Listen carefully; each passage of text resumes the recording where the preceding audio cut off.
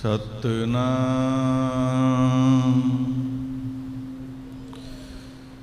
ਧੰਨ ਵਾਹਿਗੁਰੂ ਸਾਹਿਬ ਜੀਓ। ਹਮ ਸਰ ਦੀਨ ਦਿਆਲ ਨ ਤੁਮ ਸਰ, ਅਬ ਪਤਿਆਰ ਕਿਆ ਕੀਜੈ। ਬਚਨ ਤੋਰ ਮੋਰ ਮਨ ਮਾਨੈ, ਜਨ ਕਿਉ ਪੂਰਨ ਦੀਜੈ। ਹਉ ਬਲ ਬਲ ਜਾਉ ਰਮੀਆ, ਕਾਰਨੇ ਕਾਰਨ ਕਵਨ ਅਬੋਲ। ਬਹੁਤ ਜਨਮ ਬਿਛਰੇ ਥੇ ਮਾਧੋ, ਇਹ ਜਨਮ ਤੁਮਾਰੇ ਲਿਖੇ। ਕਹਿ ਰਵਿਦਾਸ ਆਸ ਲਗ ਜੀਵੋ, ਚਿਰ ਪਿਉ ਦਰਸ਼ਨ ਦੇਖੇ। ਚਿਰ ਪਿਉ ਦਰਸ਼ਨ ਦੇਖੇ।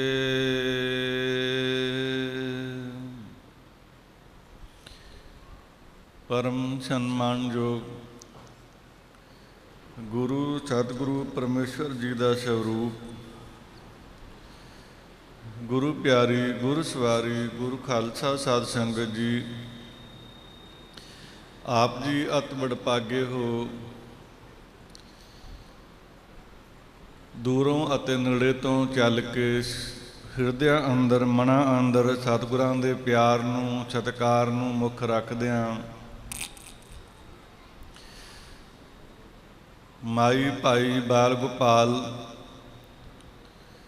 ਜੁਗੋ ਜੁਗ ਅਟਲ ਦਸਾਂ ਪਾਤਸ਼ਾਹੀਆਂ ਦੀ ਜਾਗਦੀ ਜੋਤ, ਚਵਰ ਛਤਰ ਤਖਤ ਜੀ ਦੇ ਮਾਲਕ, ਕਲਯੁਗ ਦੇ ਅਵਤਾਰ ਧੰਨ ਸ਼੍ਰੀ ਗੁਰੂ ਗ੍ਰੰਥ ਸਾਹਿਬ ਮਹਾਰਾਜ ਸੱਚੇ ਪਾਤਸ਼ਾਹ ਜੀ ਦੀ ਪਵਿੱਤਰ ਛਾਇਆ ਗੋਦ ਅੰਦਰ, ਹਜ਼ੂਰੀ ਅੰਦਰ ਪਹੁੰਚਣਾ ਕੀਤਾ। ਸੋ ਸੰਗਤ ਜੀ, ਆਪ ਸਾਰਿਆਂ ਨੂੰ ਪਤਾ ਹੈ ਕਿ ਹਰ ਮਹੀਨੇ ਦੇ ਅਖੀਰਲੇ ਐਤਵਾਰ ਨੂੰ ਦੀਵਾਨ ਸਾਜਦੇ। ਸੋ ਸਮਾਂ ਇਹੋ ਜਿਹਾ ਚੱਲ ਰਿਹਾ, ਆਪ ਸਾਰੇ ਚੰਗੀ ਤਰ੍ਹਾਂ ਜਾਣੋ। ਗੁਰੂ ਦੀ ਕਿਰਪਾ ਹੀ ਹੈ, ਫਿਰ ਵੀ ਰੱਬ ਨੂੰ, ਗੁਰੂ ਸ਼ਬਦ ਨੂੰ ਪਿਆਰ ਕਰਨ ਵਾਲੇ ਸਰੀਰ ਗੁਰਮੁਖ ਪਿਆਰੇ ਮਾਈ ਭਾਈ ਗੁਰੂ ਬਾਬਾ ਜੀ ਦੀ ਹਜ਼ੂਰੀ ਵਿੱਚ ਪਹੁੰਚੇ ਹੈ। ਗਰਮੀ ਵੀ ਭਾਵੇਂ ਕਿੰਨੀ ਹੈ, ਪਰਮਾਤਮਾ ਨੂੰ ਪਿਆਰ ਕਰਨ ਵਾਲੇ ਸੱਜਣ ਉਹ ਰੁੱਤਾਂ ਦੀ, ਮੌਸਮਾਂ ਦੀ, ਕਿਸੇ ਚੀਜ਼ ਦੀ ਪਰਵਾਹ ਨਹੀਂ ਕਰਦੇ।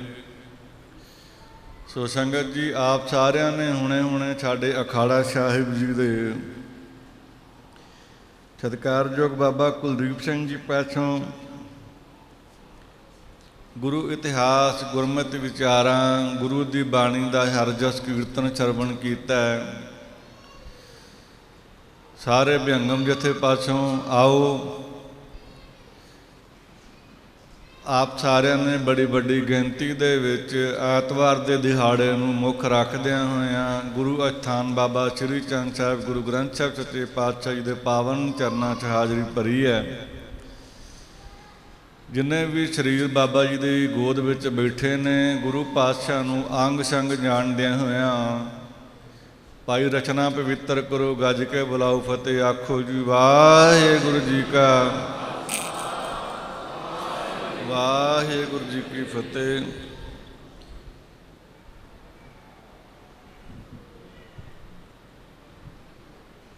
ਆਪਾਂ ਸ਼ਬਦ ਪੜ੍ਹਿਆ ਭਗਤ ਰਵਿਦਾਸ ਜੀ ਦਾ, ਬਹੁਤ ਜਨਮ ਵਿਛਰੇ ਥੇ ਮਾਧੋ, ਇਹ ਜਨਮ ਤੁਮਾਰੇ ਲਿਖੇ। ਪੜ੍ਹ ਕੇ ਬੜਾ ਵਿਰਾਗ ਉਪਜਦਾ ਹੈ ਕਿ ਇਹ ਪ੍ਰਭੂ, ਦੁਨੀਆ ਦੇ ਵਿੱਚ ਵੱਖੋ ਵੱਖ ਮਤ ਨੇ। ਇਸਲਾਮ ਮਤ ਪਿਛਲੇ ਜਨਮ ਨੂੰ ਨਹੀਂ ਮੰਨਦਾ, ਜਿਹੜਾ ਪਿਛਲੇ ਨੂੰ ਨਹੀਂ ਮੰਨਦਾ ਉਹ ਅਗਲੇ ਨੂੰ ਨਹੀਂ ਮੰਨੇਗਾ। ਪਰ ਸਿੱਖ ਮਤ ਦੇ ਵਿੱਚ ਇਸ ਚੀਜ਼ ਦੀ ਬੜੀ ਮਾਨਤਾ ਹੈ कि जो तू पिछला बीजिया इस जन्म च भोग रहा, और जो इस जन्म च बीजिया तू अगले च भोगना है। गुरमत दे विच कर्म ते धर्म, कोई भी छटेज होवे, कोई भी धार्मिक स्थान होवे, उथों यही सुनन नूं मिलेगा भी कर्म बंदा करदा। कर्म तुसीं कोई भी कर रहे हो, कर्म जिवें ਆਪਾਂ फसल बीजते हैं, बूटे लाने, कुछ भी लाने, जो असीं बीजे अपने हाथों में उगना जरूर है। कर्म तुसीं चंगा कर रहे हो, कर्म तुसीं माड़ा कर रहे हो, उगना उन्हें जरूर है। चाहे हौली हौली उगे, पर वक्त पा के वो बंदे दे अगे खड़दा भी जरूर है। कर्म गुरमत दे विच कर्म ते धर्म की बड़ी गल है। जिथे कर्मां दी देखिए आज संसार दुखिया भी नज़र आएगा और सुखिया भी नज़र आएगा। कई कोट घालै थक पाए, कई कोट बैठत ही खाए। कहते कि इहो ਜਿਹੇ शरीर ने भी कर करके मेहनत करके ला लो, जीवन दे विच संघर्ष ला लो, कर करके थक गए, मंजिल नहीं आई। और कई ऐसे शरीर ने, ऐसे जन ने, ऐसे मनुष्य हैं जिन्हों ने जिंदगी दे विच कदे तीला तोड़ के नहीं वेखिया, पर उन्हां दी किस्मत देखोगे कि उन्होंने 4 चंद लगे होंदे ने। वो बंदियां ने कदे पानी का गिलास चक के भी नहीं पीता होना। कहन तो भाव कई कोट घाला थक पाए, कई कोट बैठत ही खाए। कई ताड़े मेरे वर्गे सारी जिंदगी संघर्ष नाल लड़ लड़ के थक जाते, बड़ी मेहनत करते, बड़े प्रयास करते, पर जीवन जिहड़ा रस चाहिए, जिस मंजिल की प्राप्ति वास्ते असीं दिन रात तड़पदे मिलती नहीं। कई ऐसे मनुख ने जिन्हां कदे डक्का नहीं तोड़िया हुंदा, कदे अपने हत्थां नाल किरत कमाई नहीं कीती हुंदी, सेवा भाव नहीं कीता हुंदा। उन्हां दी किस्मत देखोगे तुसीं हैरान होवोगे। वो अपनी परम मंजिल ते पहुँचदे कारण की एक कर्म है। गुरमत दे विच पिछले नूं मन्निया जांदा, अज जो साडे कोल है जां असीं अपने कर्मां दा खा रहे हैं, वो पिछलियां दा। और कहा जाता है कि जो इस बार करोगे वो अगे जाके ते भोगना पवेगा। ठीक इस तरह बाबा जी का बचन है, बहुत जन्म विछरे थे माधो, ये जन्म तुम्हारे लिखे। बहुत जन्म, बहुत मतलब कई जन्मां तो ਇਹ परमात्मा तेरे चरना तो, तेरे दर्शना तो, तेरे प्यार तो वांझे विछरे हाँ। मनुखा जन्म बड़ा अमोलक जीवन है, बड़ा अमोलक परमात्मा की दात है। गुरमत दे विच आख्या जाता कि 84 लाख जून भोग के सानू ये मनुखा देही ये शरीर प्राप्त होया। और सच भी है भी बड़ी औखी ये मंजिल, ये शरीर बड़ा औखा प्राप्त होया। इस तन नूं, इस देह नूं देवी देवते भी लोचदे है, पर संगत जी सानू इस शरीर की, इस जन्म की, इस जीवन की कदर नहीं है। बहुत जन्म विछरे ते माधो, जन्म तुम्हारे लिखे। ए परमात्मा जिहड़ा ये जन्म तू दिता है, कृपा करके, तरस करके, बख्शिश करके, दया करके, मेहर करके अपने लेखे विच लाई। पर विरलियां दे हिरदे तुसीं अरदास करोगे। मैं अगे भी बेनती करदा हूं ना, जो हाथ जोड़ी दे ना तो कुदरती बंदे दे अंदरों अपने पहला औगण निकलते बुराइयां की परमात्मा मैं बड़े माड़े काम कीते ने, मैं बड़ा मलीन हाँ, मैं बड़ा माड़ा हाँ अंदरों, मेरे ते दया कर, तरस कर, मेहरामत कर। किसे किसे दे अंदरों आवाज़ आएगी, परमात्मा चरनां दी प्रीत बख्श, चरनां दा प्यार बख्श, अपनी भजन बंदगी ते अमृत वेला बख्श। और कईयां दे अंदरों पदार्थ ही निकलने ने, माया ही निकलनी है, आ भी दे दवीं, वो भी दे दवीं, पर देन वाला दद्दा दाता एक है, सबको देवनहारो। किन्ना दयालु दिंदा। कदे उहदे दर तो, उहदे घर तो मनुख खाली नहीं जाता। जिहड़ा खाली जांदा ਉਹ ਵੀ ਕਰਮ ਹੈ। ਮੈਂ ਅੱਗੇ ਵੀ ਬੇਨਤੀ ਕਰਦਾ, ਸਾਡੀਆਂ ਖਵਾਇਸ਼ਾਂ ਬਹੁਤ ਨੇ, ਲੋੜਾਂ ਜ਼ਿੰਦਗੀ 'ਚ ਸਾਰੀਆਂ ਪੂਰੀਆਂ ਨਹੀਂ ਹੁੰਦੀਆਂ, ਜ਼ਰੂਰਤਾਂ ਸਾਰੀਆਂ ਕਦੇ ਵੀ ਪੂਰੀਆਂ ਨਹੀਂ ਹੁੰਦੀਆਂ।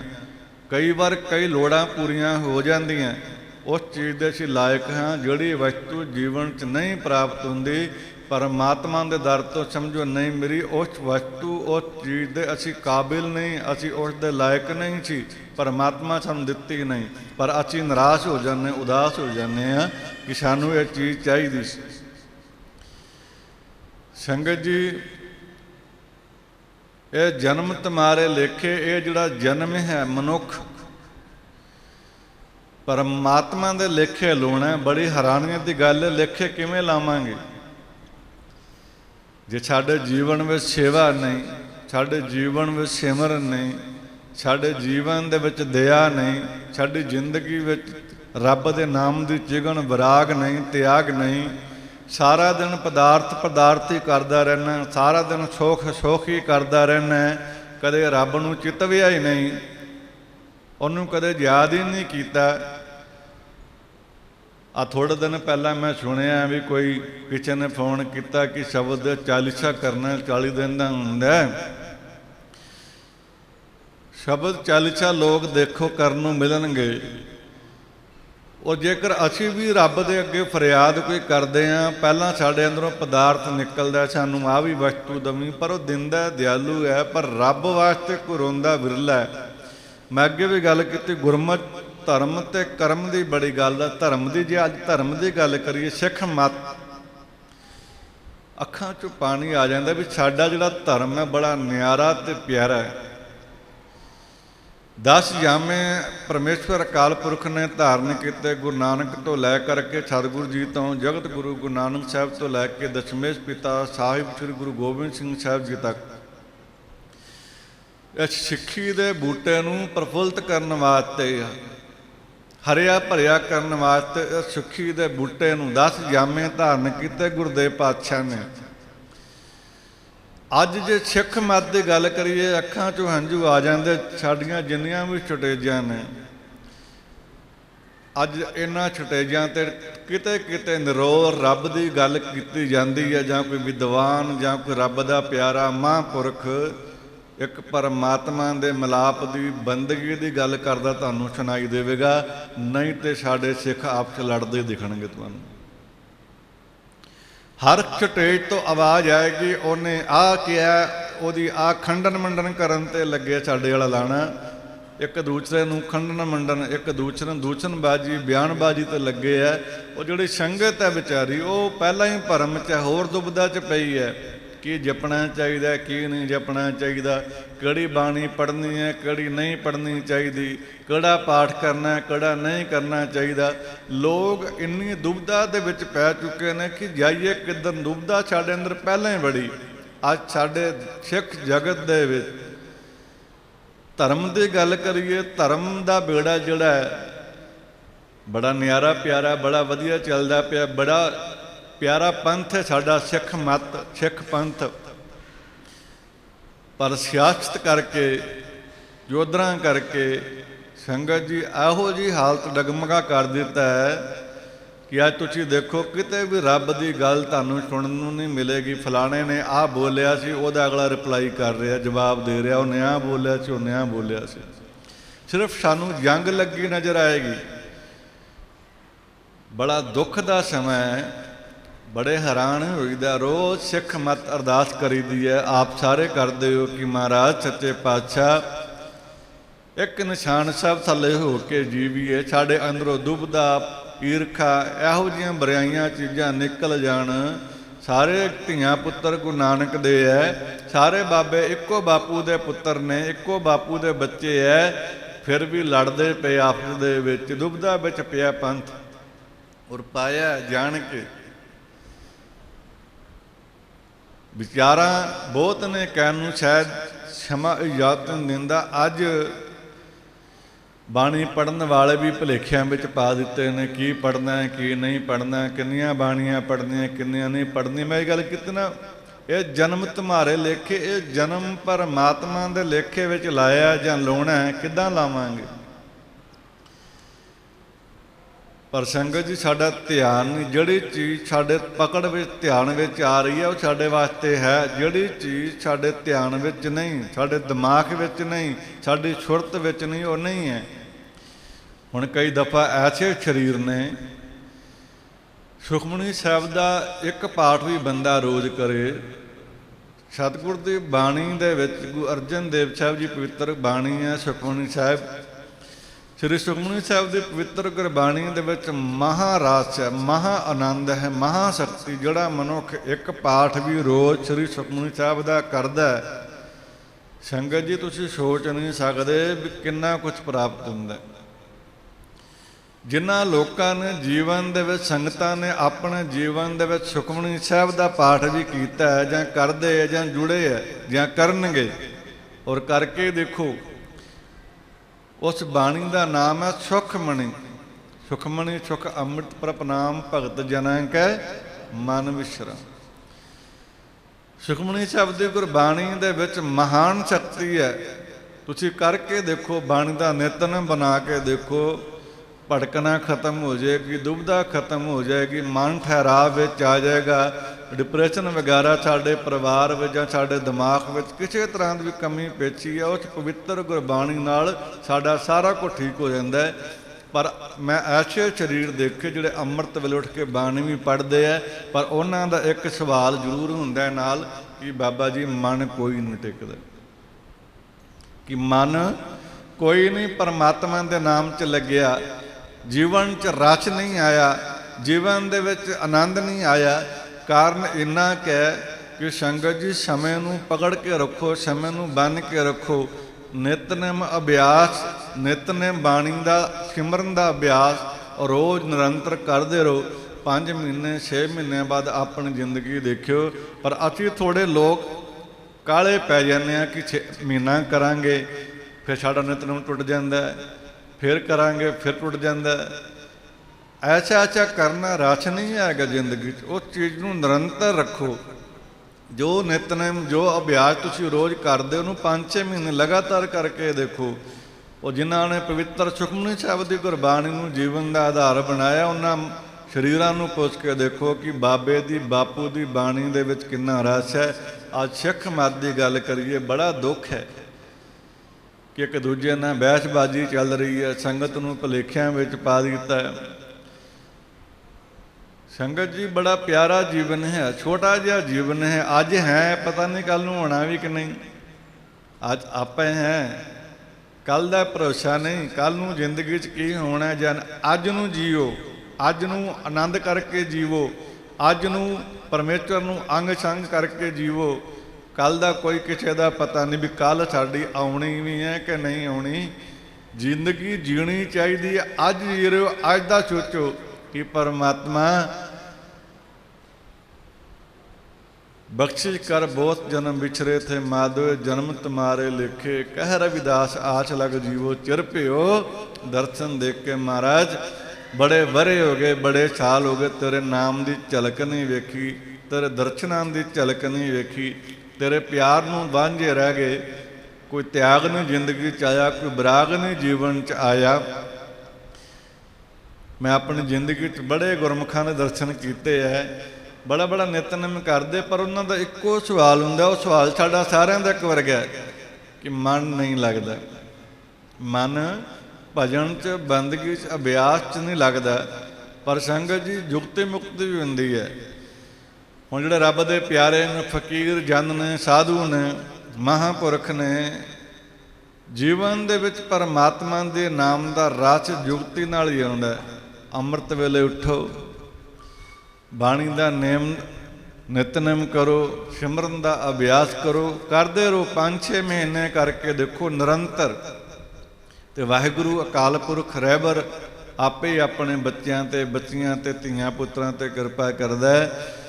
ਪਾਠ ਜਦੋਂ ਕਰਦੇ ਹੋ, ਅਸੀਂ ਪਾਠ ਗੁੜਕਾ ਸਾਹਿਬ ਸਾਡੇ ਹੱਥ 'ਚ ਹੁੰਦਾ, ਅਸੀਂ ਪਾਠ ਕਰਦੇ ਹੁੰਦੇ ਹਾਂ, ਪਰ ਸਾਡਾ ਧਿਆਨ ਨਹੀਂ ਹੁੰਦਾ। ਦੇਖੋ, ਸ਼ਬਦ ਪੜ੍ਹ ਰਹੇ ਹਾਂ ਜਾਂ ਕਈਆਂ ਨੂੰ ਗੁਰਬਾਣੀ ਕੰਠ ਹੈ, ਉੱਦਾਂ ਵੀ ਕਰਦੇ ਹੈ।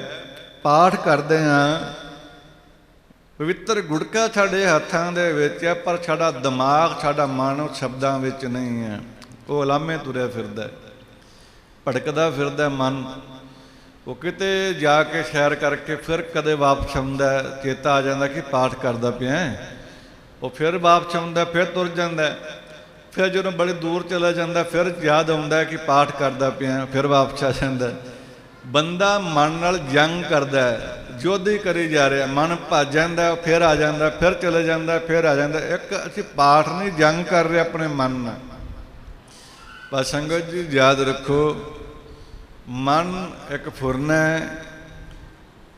ਮਨ ਤੱਕ ਪਹੁੰਚਣ ਲਈ ਥੋੜ੍ਹਾ ਜਿਹਾ ਟਾਈਮ ਲੱਗਦਾ ਹੈ। ਅਭਿਆਸ ਪਾਠ ਤੁਸੀਂ ਆਪਣੇ ਕੰਨਾਂ ਬੋਲ ਕੇ ਕਰੋ।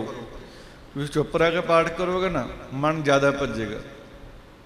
ਮੈਂ ਜੁਗਤੀ ਦੀ ਗੱਲ ਕੀਤੀ ਨਾ, ਸਭ ਤੋਂ ਵੱਡੀ ਜੁਗਤ ਹੈ ਕਿ ਬਾਣੀ ਹਮੇਸ਼ਾ ਬੋਲ ਕੇ ਪੜ੍ਹਨੀ ਚਾਹੀਦੀ ਹੈ, ਬੋਲ ਕੇ ਜਪਣੀ ਚਾਹੀਦੀ ਹੈ। ਤੁਸੀਂ ਗੁਟਕਾ ਸਾਹਿਬ ਫੜਿਆ, ਤੁਸੀਂ ਬਾਣੀ ਪੜ੍ਹ ਰਹੇ ਹੋ, ਮੁੱਖ ਤੁਹਾਡਾ ਬੰਦ ਹੈ, ਚੁੱਪ ਹੈ, ਚੁੱਪ ਕਰਕੇ ਅੱਖਾਂ ਨਾਲ ਪੜ੍ਹ ਰਹੇ ਹੋ, ਤੇ ਓਨਾ ਹੀ ਮਨ ਜ਼ਿਆਦਾ ਭੜਕੇਗਾ। ਮਨ ਕਿਤੇ ਚਲੇ ਜਾ। ਬੋਲ ਕੇ ਬਾਣੀ ਪੜ੍ਹੋਗੇ ਔਰ ਬੋਲ ਕੇ ਸਿਮਰਨ ਕਰੋਗੇ, ਤੁਹਾਡਾ ਮਨ ਕਦੇ ਵੀ ਭੱਜੇਗਾ ਨਹੀਂ, ਠਹਿਰਾਵ 'ਚ ਆਏਗਾ। ਜਿੰਨੀ ਬਾਣੀ ਬੋਲ ਕੇ ਆਪਣੇ ਮੁਖ ਤੋਂ ਪੜ੍ਹੋਗੇ, ਮਨ ਅੰਦਰ ਛਹਿ ਜਾਏਗਾ, ਠਹਿਰਾਵ ਆਏਗਾ, ਮਨ ਟਿਕੇਗਾ। ਔਰ ਜਿੰਨਾ ਚੁੱਪ ਰਹਿ ਕੇ ਬਾਣੀ ਪੜ੍ਹੋਗੇ, ਚੁੱਪ ਰਹਿ ਕੇ ਸਿਮਰਨ ਕਰੋਗੇ, ਸੰਗਤ ਜੀ ਉਹ ਅਲੱਗ ਗੱਲ ਹੈ ਕਿ ਜਿਨ੍ਹਾਂ ਦੀ ਅਵਸਥਾ ਬਣ ਜਾਂਦੀ, ਜਿਹੜੇ ਪਰਮਾਤਮਾ ਸ਼ਬਦ ਨਾਲ ਇੱਕਮਿਕ ਹੋ ਜਾਂਦੇ ਨੇ, ਉਹ ਖਾਮੋਸ਼ ਹੋ ਜਾਂਦੇ। ਉਹਨਾਂ ਦੀ ਅਜੱਪਾ ਜਾਪ ਬਾਣੀ ਆਪੇ ਅੰਦਰ ਚੱਲਦੀ ਹੈ, ਸ਼ਬਦ ਆਪੇ ਅੰਦਰ ਚੱਲਦਾ, ਉਹ ਅਵਸਥਾ। ਉਹ ਜਿਨ੍ਹਾਂ ਨੇ ਤੁਰਨਾ, ਉਹਨਾਂ ਨੂੰ ਮੁੱਖ ਤੋਂ, ਰਚਨਾ ਤੋਂ ਵਾਹਿਗੁਰੂ ਦਾ ਨਾਮ ਬੋਲ ਕੇ, ਬਾਣੀ ਵੀ ਬੋਲ ਕੇ ਪੜ੍ਹਨੀ ਪਏਗੀ, ਤਾਂ ਜਾ ਕੇ ਮਨ ਦੇ ਵਿਚਾਰ ਔਰ ਮਨ ਦੇ ਫੁਰਨੇ, ਮਨ ਦੇ ਖਿਆਲ ਠਹਿਰਾਵ ਵਿੱਚ ਹੋਣਗੇ, ਮਨ ਟਿਕੇਗਾ। ਅਧਿਅੰਤ ਹੁੰਦਾ ਕਿ ਟਾਈਮ ਨਾ ਹੋ ਜਾਏ, ਇੰਨਾ ਟਾਈਮ ਹੋ ਗਿਆ, ਫਟਾਫਟ ਪਾਠ ਕਰੀਏ ਅਤੇ ਭੋਗ ਪਾਈਏ। ਬਾਣੀ ਵੀ ਵਿਰਾਗ ਨਾ ਪੜ੍ਹੋ। ਹੁਣ ਤੁਸੀਂ ਪਾਠ ਕਰ ਰਹੇ ਹੋ, ਪਾਠ ਸੁਣਾ ਕਿਹਨੂੰ ਰਹੇ? ਬੰਦਾ ਜਦੋਂ ਪਾਠ ਕਰਨ ਬੈਠਦਾ, ਉਹਦੇ ਦਿਮਾਗ 'ਚ ਵੀ ਨਹੀਂ ਹੁੰਦਾ ਕਿ ਪਾਠ ਸੁਣਾਉਣਾ ਕਿਹਨੂੰ ਹੈ। ਆਪਾਂ ਸਿਮਰਨ ਕਰਨਾ ਹੈ, ਆਪਾਂ ਸਿਮਰਨ ਕਿਸ ਲਈ ਕਰਨਾ ਹੈ? ਸੋਚੋ। ਅਸੀਂ ਪਾਠ ਕਰਨਾ, ਪਾਠ ਅਸੀਂ ਪਰਮਾਤਮਾ ਨੂੰ ਸੁਣਾਉਣਾ, ਆਪਣੇ ਵਾਹਿਗੁਰੂ ਨੂੰ। ਸਰਗੁਣ ਅਤੇ ਨਿਰਗੁਣ ਪਰਮੇਸ਼ਵਰ ਦੇ ਦੋ ਸਰੂਪ ਨੇ। ਪਰਮੇਸ਼ਵਰ ਨੂੰ ਅੰਗ ਸੰਗ ਜਾਣ ਕੇ ਪਾਠ ਕਰੋ, ਔਰ ਸਿਮਰਨ ਕਰਨਾ ਆਪਣੇ ਵਾਹਿਗੁਰੂ ਨੂੰ ਹਾਜ਼ਰ ਨਾਜ਼ਰ ਜਾਣ ਕੇ ਕਰੋ। ਅਤੇ ਦੇਖੋ ਰਸ ਵੀ ਆਏਗਾ, ਆਨੰਦ ਵੀ ਆਏਗਾ। ਆਪਾਂ ਬਹਿ ਜਾਂਦੇ ਹਾਂ, ਆਪਣਾ ਧਿਆਨ 'ਚ ਨਹੀਂ ਹੁੰਦਾ ਕਿ ਪਾਠ ਸੁਣਾਉਣਾ ਕਿਹਨੂੰ ਆ ਜਾਂ ਸੁਣਾਉਣ ਕਿਹਨੂੰ ਦੇ ਆ। ਪਰ ਅਸੀਂ ਪਾਠ ਕਰ ਰਹੇ ਹਾਂ, ਪਰ ਸੁਣਾ ਕਿਸ ਨੂੰ ਰਹੇ ਹਾਂ? ਮਨ ਨੂੰ ਵੀ ਸੁਣਾਉਣਾ। ਬੋਲੋਗੇ ਕੰਨਾਂ ਰਾਹੀਂ ਤੁਹਾਡੇ ਮਨ ਤੱਕ ਜਾਏਗਾ, ਮਨ ਟਿਕੇਗਾ।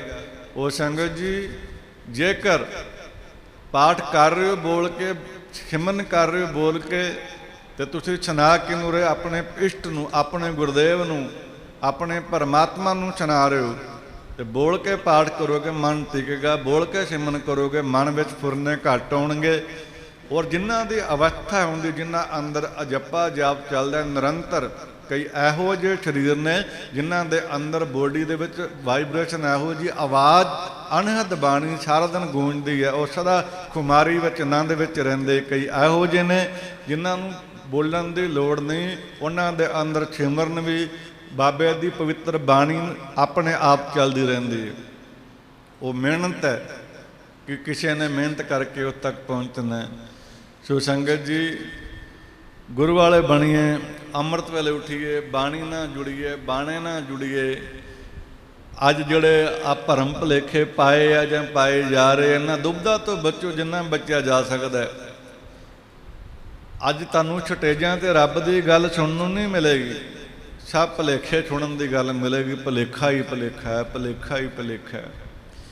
ਉਹ ਸੰਗਤ ਵੀ ਭੋਲੀ ਹੈ, ਜੋ ਸੁਣਦੀ ਹੈ ਮੰਨ ਲੈਂਦੀ ਹੈ। ਮੇਰੇ ਵਰਗੇ ਨੇ ਕਿਉਂ ਮੰਨ ਲਿਆ, ਕਿਸੇ ਹੋਰ ਨੇ ਕਿਹਾ ਸੀ ਉਹਦਾ ਵੀ ਮੰਨ ਲਿਆ, ਕਿਸੇ ਹੋਰ ਨੇ ਕਿਹਾ ਸੀ ਉਹਦਾ ਵੀ ਮੰਨ ਲਿਆ। ਅਮਲ ਅਸੀਂ ਖੁਦ ਕਰਨਾ ਨਹੀਂ, ਸਾਡੀ ਆਦਤ ਹੈ। ਅਸੀਂ ਖੁਦ ਤੁਰਨਾ ਨਹੀਂ, ਅਤੇ ਨਾ ਹੀ ਅਸੀਂ ਅਮਲ ਕਰਨਾ, ਔਰ ਨਾ ਹੀ ਅਸੀਂ ਸੋਚਣਾ ਕਿ ਇਹ ਗੱਲ ਹੈ ਵੀ ਕਿ ਨਹੀਂ। ਪਰ ਅਸੀਂ ਸੁਣੀਆਂ ਸੁਣਾਈਆਂ ਇੱਕ ਪੇਪਰ ਅਖਬਾਰ ਵਾਂਗੂ ਖਬਰਾਂ ਹੀ ਲਈ ਫਿਰਦੇ ਹਾਂ। ਇੱਕ ਪੇਪਰ ਦੇ ਵਿੱਚ, ਇੱਕ ਅਖਬਾਰ ਦੇ ਵਿੱਚ ਮੰਨ ਲਓ 1000 ਖਬਰ ਲੱਗੀ ਹੈ, ਜ਼ਰੂਰੀ ਥੋੜ੍ਹਾ ਕਿ 1000 ਦੀਆਂ 1000 ਹੀ ਸਹੀ ਹੋਣਗੀਆਂ, ਕਈ ਝੂਠੀਆਂ ਵੀ ਹੋਣਗੀਆਂ। ਸੰਗਤ ਜੀ ਇਸ ਕਰਕੇ ਜੀਵਨ ਦੇ ਵਿੱਚ ਜੋ ਤੁਸੀਂ ਖਬਰਾਂ ਲਈ ਫਿਰਦੇ ਹੋ ਆਂਢ ਗੁਆਂਢ ਦੀਆਂ, ਲੋਕਾਂ ਦੀਆਂ, ਜਾਂ ਇਹਨਾਂ ਧਾਰਮਿਕ ਸਟੇਜਾਂ ਤੋਂ ਖਬਰਾਂ ਸੁਣਦੇ ਹੋ, ਬਚਨ ਸੁਣਦੇ ਹੋ ਕਿਸੇ ਤੋਂ, ਸਾਰੇ ਸੱਚੇ ਖਰੇ ਨਹੀਂ ਹੈ। ਕੋਈ ਕੋਈ ਉਸ ਮੰਜ਼ਿਲ 'ਤੇ ਪਹੁੰਚਦਾ, ਕੋਈ ਕੋਈ ਉਸ ਰਚ ਨੂੰ, ਪਰਮ ਆਨੰਦ ਨੂੰ ਪਾਉਂਦਾ। ਸੰਗਤ ਜੀ ਜੋ ਖਬਰਾਂ ਅਸੀਂ ਜੀਵਨ 'ਚ ਲਈ ਫਿਰਦੇ ਹਾਂ, ਫਲਾਣਾ ਇੱਦਾਂ, ਧਮਕਾਣਾ ਇੱਦਾਂ, ਪੰਜ ਉਂਗਲਾਂ ਇੱਕ ਵਰਗੀਆਂ ਨਹੀਂ ਹੁੰਦੀਆਂ, ਸਾਰੇ ਇੱਕ ਵਰਗੇ ਨਹੀਂ ਹੁੰਦੇ। ਯਾਦ ਰੱਖੀਏ ਉਹ ਖਬਰਾਂ ਸਾਡੇ ਮਨ ਦੇ ਰਸ ਵਾਸਤੇ ਹੈ, ਪਰ ਰੱਬੀ ਰਸ ਵਾਸਤੇ ਸਾਡੇ ਕੋਲ ਕੀ ਖਬਰ ਹੈ ਵੀ ਤੇਰਾ ਜੀਵਨ ਜਿਹੜਾ, ਮੰਨ ਲਓ ਇੱਕ ਸਵਾਲ ਹੈ ਕਿ ਸਾਡਾ ਜਨਮ ਵਿਅਰਥ ਜਾ ਰਿਹਾ। ਹੁਣ ਬੜੀ ਵੱਡੀ ਖਬਰ ਹੈ ਕਿ ਸਾਡਾ ਜਨਮ ਵਿਅਰਥ ਜਾ ਰਿਹਾ ਹੈ। ਹੁਣ ਸੋਚੋ ਕਿ ਇਸ ਵਿਅਰਥ ਜੀਵਨ ਦੇ ਵਿੱਚ ਅਸੀਂ ਰਸ ਕਿਵੇਂ ਲਿਆਉਣਾ ਹੈ? ਰਸ ਆਵੇਗਾ ਭਾਈ ਇਹਨਾਂ ਦੋ ਅੱਖਾਂ ਨੂੰ ਬੰਦ ਕਰਕੇ, ਇਸ ਰਚਨਾ ਤੋਂ ਗੁਰੂ ਗੁਰੂ ਜਪ ਕੇ, ਗੁਰੂ ਦੀ ਬਾਣੀ ਪੜ੍ਹ ਕੇ। ਅਸੀਂ ਸੰਸਾਰ ਖਬਰਾਂ ਬਹੁਤ ਇਕੱਠੀਆਂ ਕੀਤੀਆਂ, ਖਬਰਾਂ ਜਿੰਨੀਆਂ ਮਰਜ਼ੀ ਲੋਕਾਂ ਕੋਲ ਸੁਣ ਲਓ, ਖਬਰਾਂ ਦਾ ਮਤਲਬ ਹੈ ਚੁਗਲੀਆਂ, ਜਿੰਨੀਆਂ ਮਰਜ਼ੀ ਸੁਣ ਲਓ, ਪਰ ਯਾਦ ਰੱਖੀਏ ਰੱਬ ਦੀ ਗੱਲ ਸੁਣਨੀ ਪਵੇ, ਕਰਨੀ ਪਵੇ, ਲੋਕਾਂ ਦਾ ਸਰੀਰ ਦੁਖਣ ਲੱਗ ਜਾਂਦਾ, ਸਾਡੇ ਪਿੰਡੇ ਪੀੜ ਕਰਨ ਲੱਗ। ਰੱਬ ਦੀ ਗੱਲ ਸੁਣਨੀ ਪਵੇ, ਕਰਨੀ ਪਵੇ, ਕੋਈ ਸੁਣ ਕੇ ਰਾਜੀ ਨਹੀਂ ਹੈ। ਉਹ ਕਿਸੇ ਦੀ ਨਿੰਦਿਆ ਕਰਨੀ ਪਵੇ, ਨਿੰਦਿਆ ਸੁਣਨੀ ਪਵੇ, ਚੁਗਲੀ ਕਰਨੀ ਪਵੇ, ਅਸੀਂ ਤੰਦਰੁਸਤ ਹੋ ਜਾਂਦੇ ਹਾਂ, ਸਾਨੂੰ ਦੁੱਖ ਹੀ ਭੁੱਲ ਜਾਂਦਾ। ਐਸਾ ਨਹੀਂ, ਜੀਵਨ ਬਹੁਤ ਅਨਮੋਲ ਹੈ। ਪਤਾ ਨਹੀਂ ਅੱਜ ਹੈ, ਕੱਲ੍ਹ ਦਾ ਨਹੀਂ ਪਤਾ, ਕੱਲ੍ਹ ਨੂੰ ਕਿੱਦਾਂ ਦੀ ਜੂਨ ਮਿਲਣੀ ਹੈ। ਚੰਗੇ ਕਰਮ ਕਰੋ, ਚੰਗਾ ਸੋਚੋ, ਭਲਾ ਕਰੋ, ਭਲਾ ਮੰਗੋ। ਵਾਹਿਗੁਰੂ ਨੇ ਦੋ ਹੱਥ ਦਿੱਤੇ ਨੇ, ਦੇਹ ਹੀ ਦਿੱਤੀ ਹੈ। ਕਦੇ ਵੀ ਕਿਸੇ ਦਾ ਮਾੜਾ ਨਾ ਸੋਚੋ, ਨਾ ਮਾੜਾ ਕਰੋ। ਮਾੜਾ ਸੋਚੋਗੇ, ਮਾੜਾ ਕਰੋਗੇ ਤੇ ਸੰਗਤ ਜੀ ਉਹ ਘੁੰਮ ਕੇ ਤੇਰੇ 'ਤੇ ਆਏਗੀ ਗੱਲ ਦੁਬਾਰੇ। ਤੈਨੂੰ ਉਸ ਚੀਜ਼ ਦਾ, ਉਸ ਗਲਤੀ ਦਾ ਲੇਖਾ ਦੇਣਾ ਹੀ ਪੈਣਾ। ਅੱਜ ਈਰਖਾ ਬਹੁਤ ਹੈ, ਨਿੰਦਿਆ ਚੁਗਲੀ ਬਹੁਤ ਹੈ। ਯਾਦ ਰੱਖੀਏ ਨਿੰਦਿਆ ਅਤੇ ਚੁਗਲੀ ਐਸਾ ਭਿਆਨਕ ਰੋਗ ਹੈ, ਜਿਨ੍ਹਾਂ ਲੋਕਾਂ ਦੀ ਜ਼ਿੰਦਗੀ 'ਚ ਨਿੰਦਿਆ ਅਤੇ ਚੁਗਲੀ ਹੈ, ਉਹ ਕਦੇ ਵੀ ਪਰਮਾਤਮਾ ਦਾ ਨਾਮ ਨਹੀਂ ਜਪ ਸਕਦੇ, ਉਹ ਰੱਬ ਦੀ ਖੁਸ਼ੀ ਨਹੀਂ ਲੈ ਸਕਦੇ। ਸਿਮਰਨ ਤਾਂ ਹੁੰਦਾ ਕਿ ਰੱਬ ਖੁਸ਼ ਹੋਵੇ ਬੰਦੇ 'ਤੇ। ਜੇ ਰੱਬ ਹੀ ਮਨੁੱਖ 'ਤੇ ਖੁਸ਼ ਨਹੀਂ ਤਾਂ ਬੰਦਗੀ ਕਿਵੇਂ ਕਰ ਲੋਗੇ? ਪਹਿਲਾਂ ਰੱਬੀ ਗੁਣਾਂ ਨੂੰ ਧਾਰਨ ਕਰੋ। ਰੱਬ ਨੂੰ ਕੀ ਚੰਗਾ ਲੱਗਦਾ ਹੈ? ਰੱਬ ਨੂੰ ਸੱਚ ਚੰਗਾ ਲੱਗਦਾ ਹੈ, ਸੱਚਾਈ ਚੰਗੀ ਲੱਗਦੀ ਹੈ। ਜ਼ੁਬਾਨ ਤੋਂ ਮਿੱਠਾ ਬੋਲਣਾ ਸਿੱਖੋ, ਸੱਚ ਬੋਲਣਾ ਸਿੱਖੋ, ਚੰਗੇ ਗੁਣਾਂ ਨੂੰ ਧਾਰਨ ਕਰੋ ਕਿ ਰੱਬ ਨੂੰ ਚੰਗੇ ਲੱਗਣ ਲੱਗੀਏ। ਜੇ ਰੱਬ ਨੂੰ ਚੰਗੇ ਨਹੀਂ ਲੱਗੇ ਤਾਂ ਬੰਦਗੀ ਕਿੱਥੋਂ ਹੋਣੀ? ਆਪਣੇ ਅੰਦਰੋਂ ਕਾਮ, ਕ੍ਰੋਧ, ਲੋਭ, ਮੋਹ ਵਰਗੀਆਂ ਚੀਜ਼ਾਂ ਨੂੰ ਕੱਢਣ ਦਾ ਯਤਨ ਕਰੋ। ਚੰਗੇ ਚੰਗੇ ਗੁਣ, ਸੰਸਕਾਰ ਜੀਵਨ ਧਾਰਨ ਕਰੋ। ਜਦੋਂ ਚੰਗੇ ਬਣੋਗੇ ਰੱਬ ਨੂੰ ਆਪੇ ਚੰਗੇ ਲੱਗਣ ਲੱਗ ਜਾਓ। ਜਿਹੜੀ ਚੀਜ਼ ਉਹਨੂੰ ਚੰਗੀ ਲੱਗਦੀ ਹੈ ਨਾ, ਤੇ ਉਹ 'ਤੇ ਕਿਰਪਾ ਵੀ ਬੜੀ ਕਰਦਾ। ਕਿਸੇ ਨੂੰ ਦਰਵੇਸ਼ ਬਣਾ ਦਿੰਦਾ, ਕਿਸੇ ਨੂੰ ਫਕੀਰ ਬਣਾ ਦਿੰਦਾ, ਕਿਸੇ ਨੂੰ ਰਾਜਾ ਬਣਾ ਦਿੰਦਾ, ਕਿਸੇ ਨੂੰ ਕੁਛ ਬਣਾ ਦਿੰਦਾ। ਉਹ ਜੇ ਨਾ ਚੰਗਾ ਲੱਗੇ ਕਿਸੇ ਨੂੰ ਭਿਖਾਰੀ ਵੀ ਬਣਾ ਦਿੰਦਾ, ਕਿਸੇ ਨੂੰ ਮੰਗਣ ਵੀ ਲਾ ਦਿੰਦਾ, ਕਿਸੇ ਨੂੰ ਸਾਧ ਸੰਗਤ ਉੱਤੇ ਚੜ੍ਹਾ ਕੇ ਥੱਲੇ ਵੀ ਡਿੱਗ ਦਿੰਦਾ, ਪੌੜੀ ਲਾ ਕੇ ਬਾਬਾ ਖਿੱਚ ਵੀ ਦਿੰਦਾ। ਜੇ ਉਹਨੂੰ ਚੰਗਾ ਨਾ ਲੱਗੇ, ਵੱਡੇ ਵੱਡੇ ਉੱਤੋਂ ਥੱਲੇ ਡਿੱਗੇ ਹੈ। ਭੁਲੇਖਾ ਨੂੰ ਤੁਸੀਂ ਟੈਲੀਵਿਜ਼ਨ ਅਖਬਾਰਾਂ 'ਚ ਵੇਖਿਆ, ਉੱਤੇ ਉੱਤੇ ਆਸਮਾਨਾਂ 'ਚ ਉੱਡਣ ਵਾਲੇ ਬੰਦੇ ਵੀ ਧਰਤੀ 'ਤੇ ਡਿੱਗਦੇ ਦੇਖੇ। ਤੇ ਜਿਹੜੇ ਧਰਤੀ 'ਤੇ ਲੱਗੇ ਪਏ ਸੀ, ਰੱਬ ਦੀ ਐਸੀ ਕਿਰਪਾ, ਉਹ ਖੁਸ਼ ਹੋਵੇ ਬੰਦੇ 'ਤੇ, ਉਹ ਧਰਤੀ ਤੋਂ ਚੁੱਕ ਕੇ ਆਸਮਾਨ ਤੱਕ ਲੈ ਜਾਂਦਾ, ਉੱਚਾਈਆਂ ਤੱਕ ਲੈ ਜਾਂਦਾ। ਉਹ ਮਾਲਕ ਹੈ ਦੁਨੀਆ ਦਾ। ਪਰਮੇਸ਼ਵਰ ਨੂੰ ਚੰਗੇ ਲੱਗਣਾ ਚਾਹੀਦਾ। ਹੁਣ ਇਹ ਨਾ ਸੋਚੋ ਕਿ ਲੋਕੀ ਸਾਡੇ ਬਾਰੇ ਕੀ ਸੋਚਣਗੇ, ਲੋਕਾਂ ਨੂੰ ਚੰਗੇ ਲੱਗਣਾ। ਲੋਕਾਂ ਤੁਹਾਨੂੰ ਕੁਝ ਨਹੀਂ ਦੇ ਦੇਣਾ, ਨਾ ਦੁਨੀਆ ਕਿਸੇ ਨੂੰ ਦੇ ਪਾਈ ਹੈ, ਨਾ ਦੁਨੀਆ ਤੋਂ ਖੁਸ਼ ਹੋ ਪਾਈ ਹੈ। ਸੰਗਤ ਜੀ ਦੇਣ ਵਾਲਾ ਅਕਾਲ ਪੁਰਖ ਹੈ। ਇਹ ਸੋਚੋ ਕਿ ਰੱਬ ਨੂੰ ਚੰਗੇ ਲੱਗਣੇ ਚਾਹੀਦੇ, ਪਰ ਇਹ ਸਾਡਾ ਧਿਆਨ ਨਹੀਂ। ਅਸੀਂ ਆਨੇ ਵੀ ਲੋਕੀ ਸਾਡੀ ਬੁਰਾਈ ਜੀ ਨਾ ਕਰਨ, ਸਾਡੀ ਨਾ ਕੋਈ ਗੱਲ ਕਰੇ। ਅਸੀਂ ਬੜੇ ਸੱਚੇ ਸੁੱਚੇ ਜੇ।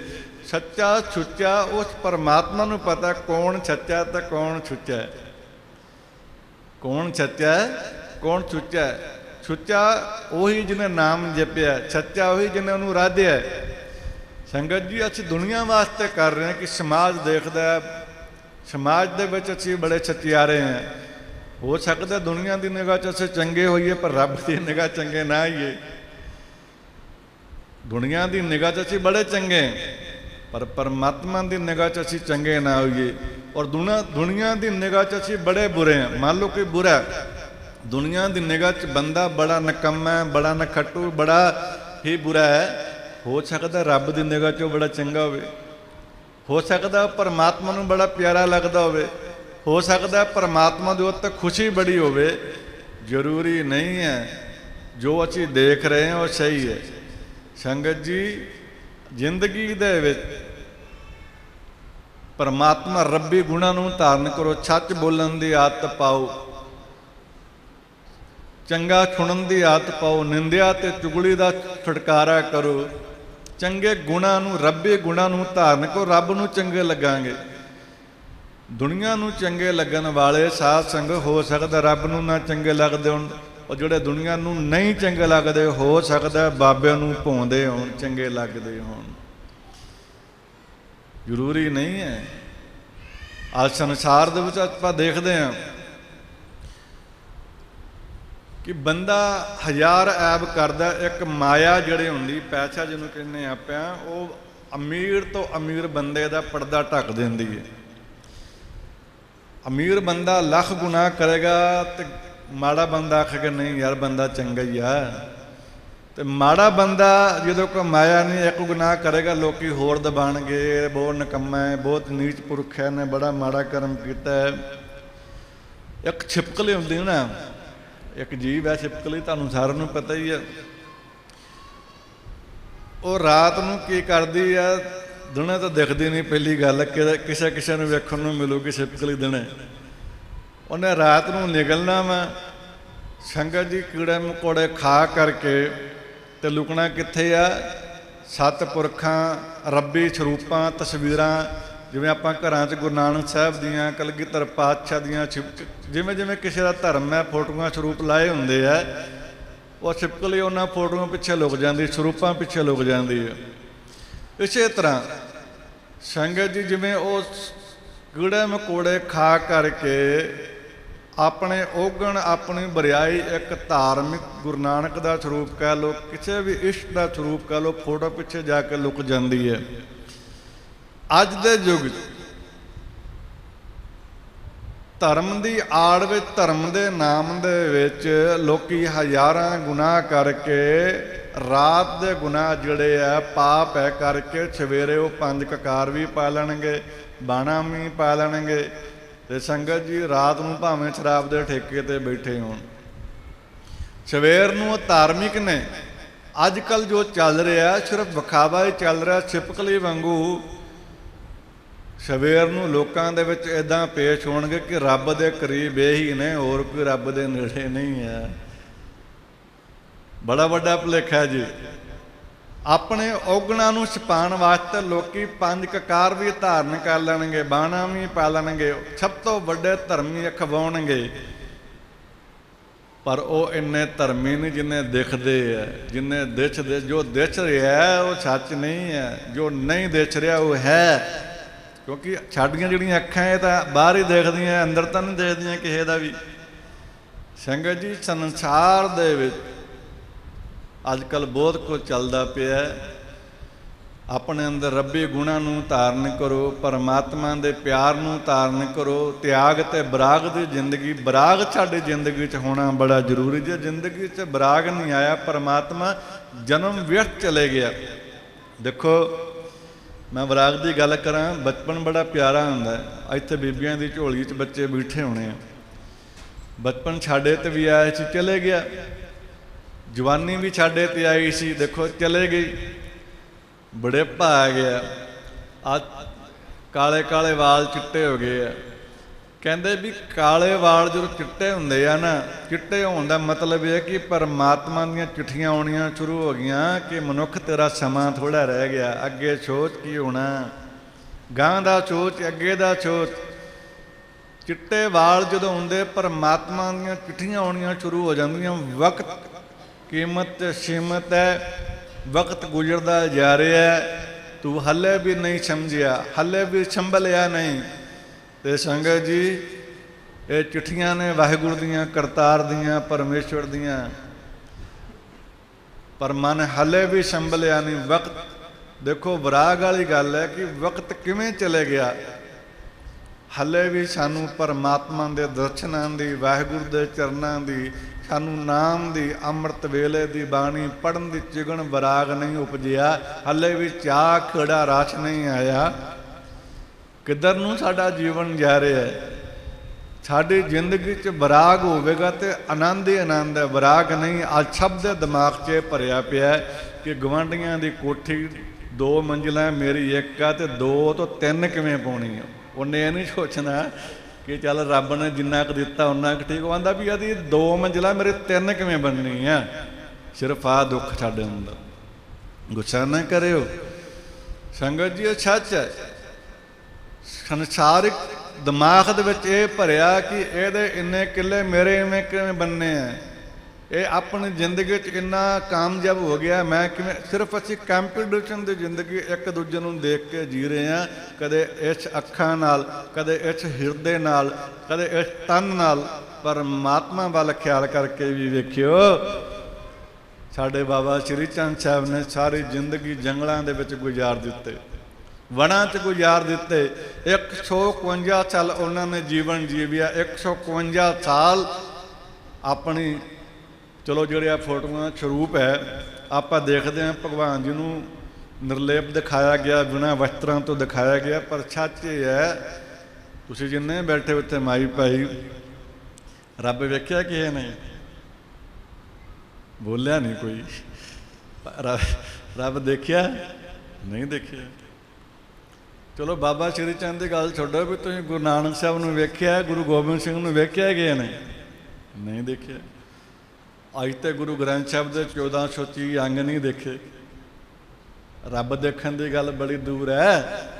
ਸਾਡਾ ਇਸ਼ਟ ਕੌਣ ਹੈ? ਅੱਜ ਦੇ ਸਮੇਂ 'ਚ, ਅਜੋਕੇ ਸਮੇਂ 'ਚ ਸਾਡਾ ਇਸ਼ਟ ਹੈ ਗੁਰੂ ਗ੍ਰੰਥ ਸਾਹਿਬ। ਸਾਡਾ ਗੁਰੂ ਕੌਣ ਹੈ? ਗੁਰੂ ਗ੍ਰੰਥ ਸਾਹਿਬ। ਜਿਸ ਗੁਰੂ ਦੇ ਅੱਗੇ ਰੋਜ਼ ਮੱਥਾ ਟੇਕੀਦਾ, ਗੁਰਦੁਆਰੇ ਜਾਈਦਾ, ਦਰਸ਼ਨ ਕਰੀਦੇ ਹੈ, ਉਸ ਬਾਪੂ ਦੇ ਅਸੀਂ ਜਿੰਨੇ ਅੰਗ ਨੇ, ਅਸੀਂ ਉਹ ਪੂਰੇ ਅੰਗਾਂ ਦੇ ਦਰਸ਼ਨ ਨਹੀਂ ਕੀਤੇ। ਮਤਲਬ ਪੜ੍ਹਿਆ ਹੀ ਨਹੀਂ। ਗੁਰੂ ਗ੍ਰੰਥ ਸਾਹਿਬ ਅਸੀਂ ਪੂਰਾ ਨਹੀਂ ਪੜ੍ਹਿਆ।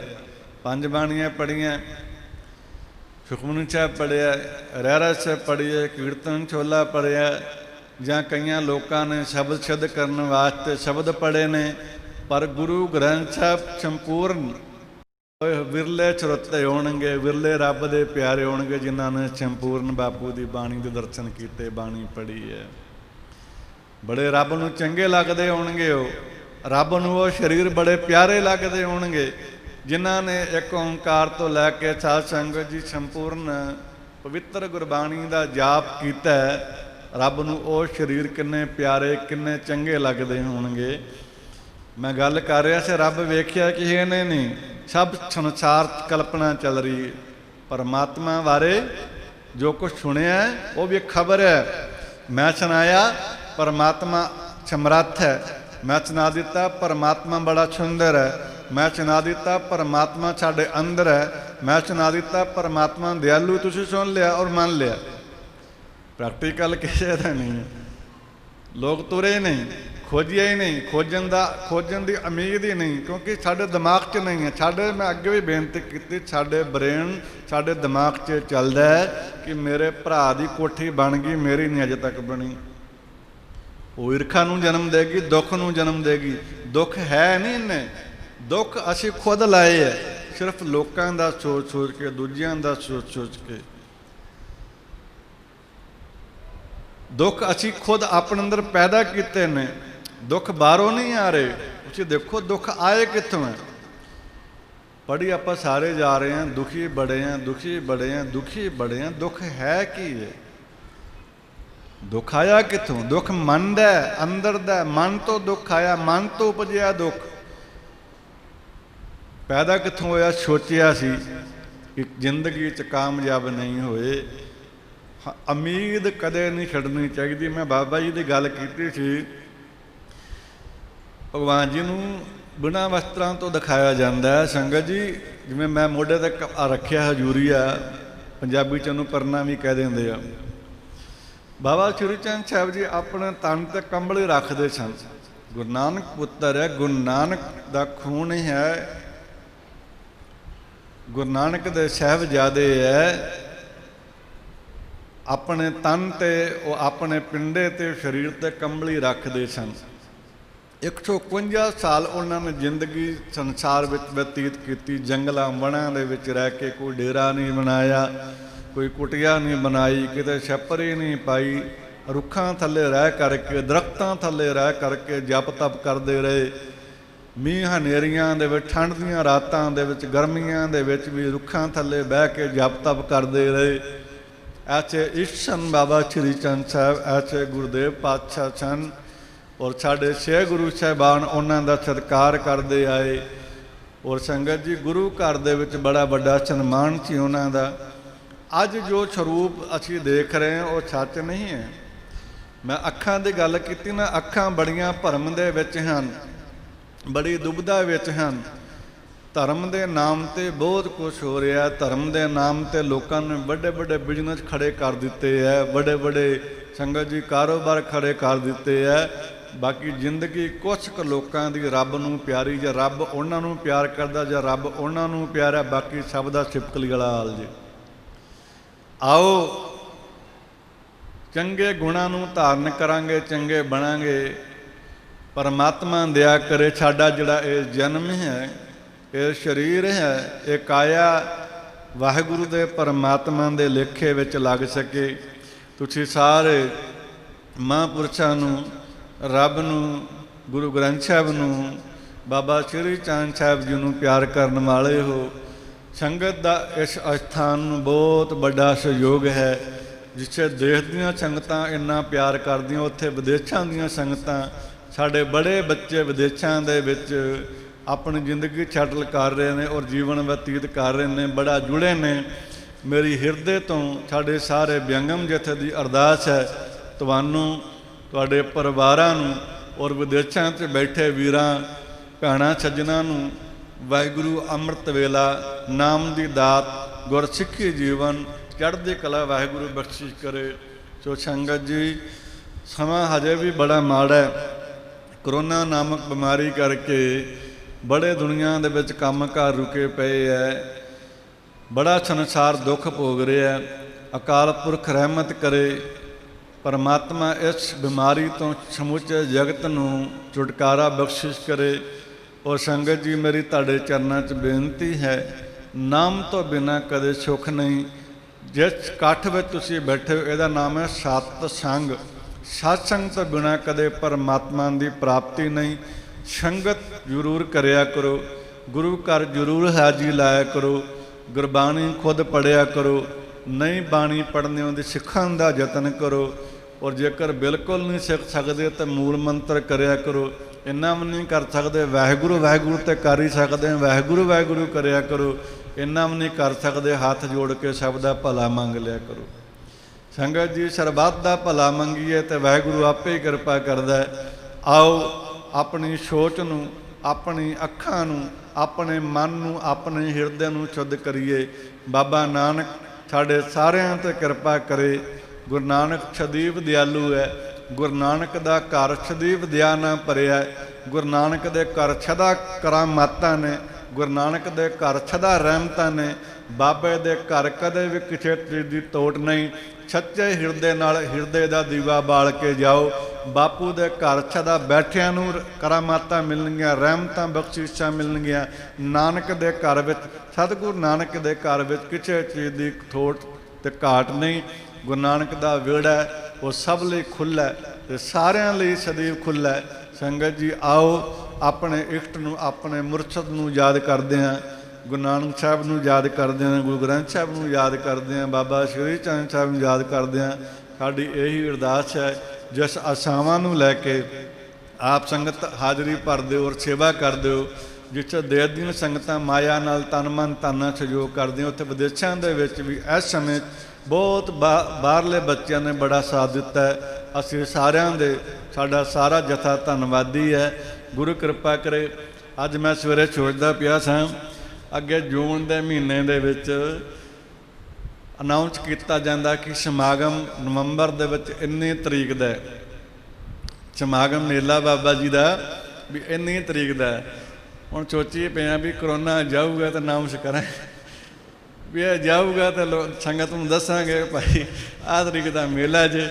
ਮੈਂ ਜੇ ਅਸੀਂ ਦੱਸੀਏ ਵੀ ਤਰੀਕ ਦੱਸੀਏ, ਲੋਕਾਂ ਆਖਣਾ ਇਹਨਾਂ ਨੂੰ ਮੇਲੇ ਦੀ ਪਈ ਉਦੋਂ ਦੁਨੀਆ ਮਰਨ ਦੀ ਹੈ। ਗੱਲ ਸੱਚ ਹੈ, ਸੰਸਾਰ ਤੜਫ ਰਿਹਾ। ਔਰ ਦੇਖੋ ਸੰਸਾਰ ਦੇ ਵਿੱਚ ਜਿਨ੍ਹਾਂ ਦੇ ਬੱਚੇ ਬਾਹਰ ਨੇ ਉਹਨਾਂ ਨੂੰ ਮਾਵਾਂ ਨੂੰ ਨੀਂਦ ਕੋਈ ਨਹੀਂ ਆਉਂਦੀ ਕਿ ਬੱਚੇ ਕਿੱਦਾਂ ਆਉਣਗੇ।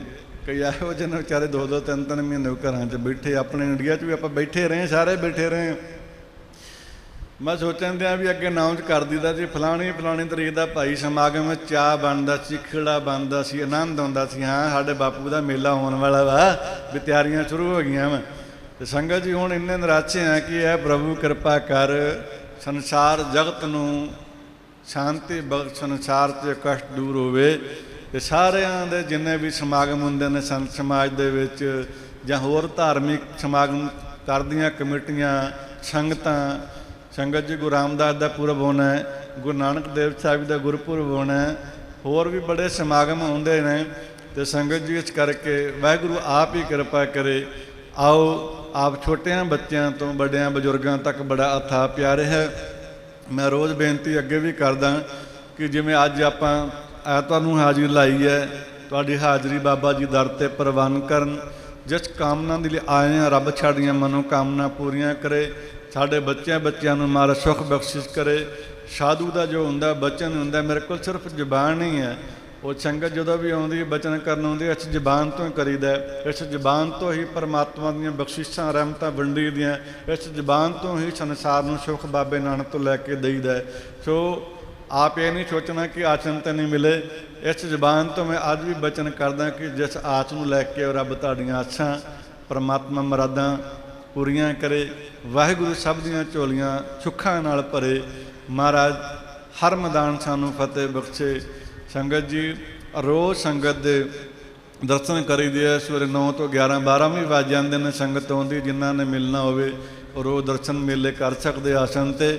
ਔਰ ਵਿਚਾਰ ਕਰ ਰਹੇ ਹਾਂ ਕਿ ਅਗਲੇ ਐਤਵਾਰ ਤੋਂ ਜਿੱਦਾਂ ਮਤਾ ਪਾ ਕੇ ਸੰਗਤਾਂ ਦੇ ਦਰਸ਼ਨ ਕਰ ਸਕੀਏ ਔਰ ਸੰਗਤਾਂ ਦੇ ਵਿੱਚ ਵਿਚਰ ਕੇ ਬਚਨ ਬਿਲਾਸ ਕਰਕੇ ਵਿਚਰ ਸਕੀਏ। ਸੋ ਆਪ ਸਾਰੇ ਅਰਦਾਸ ਕਰਿਓ, ਅਸੀਸ ਬਖਸ਼ਿਓ। ਉਹ ਸਾਰੀਆਂ ਸੰਗਤਾਂ ਤਨ ਮਨ ਧਨ ਨਾਲ ਭਾਈ ਸਹਿਯੋਗ ਕਰਦੇ ਰਹੋ।